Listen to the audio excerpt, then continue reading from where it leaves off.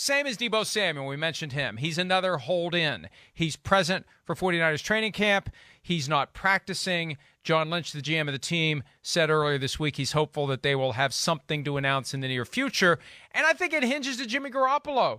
When you got a guy that you don't want on the team anymore, that you've basically already exiled, even though he's still in the building, he's just not there when anyone else is, or he's not mingling with the guys who are actually on the team, that $25 million that's going to disappear when they unload him is going to go right into Deebo Samuel's pockets. Yeah, I mean, yeah, right. I mean, it's Deebo or Nick Bosa. I mean, both of those guys. Well, they said they're going to wait till next year for Bosa. For Bosa, so and I guess Bosa's fine with that. Yep. Okay. Yeah. All right. So cool. So good. That lets them focus on Deebo. You know, Deebo. I mean, of course, I think even has more power than DK here for things that we stated a bunch of times, you know, throughout the spring.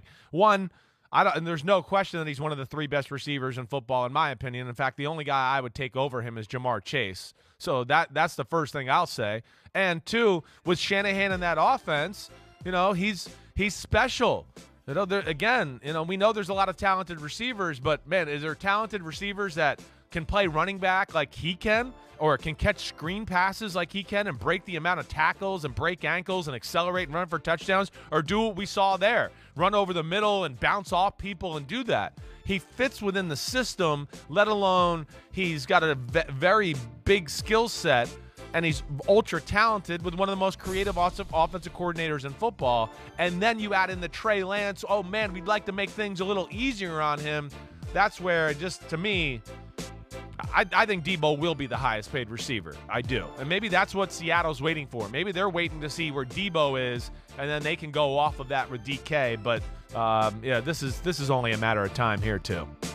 Or maybe the players are waiting to see what the one guy does. Maybe. Because then the other one you try to get just a little bit more. Yeah. But we have come a very long way from earlier in the offseason when Deebo went on the record to request a trade. And then remember the video where the folks are walking through the club with the Deebo will be on the 49ers next year, and they cut to him, and he's doing this. A long way he's come from that moment. So DK is going to be with the Seahawks. Deebo's going to be with the 49ers.